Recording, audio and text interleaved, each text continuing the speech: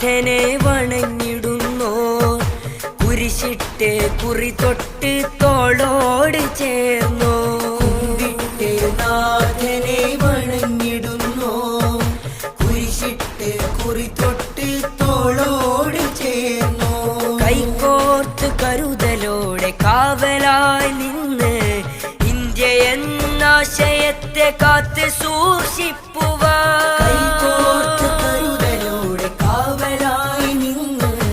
India എന്നാശയത്തെ കാത്ത് സൂക്ഷിപ്പുവാൻ സത്യം സുശക്തം ഉറക്കെ പറഞ്ഞിടും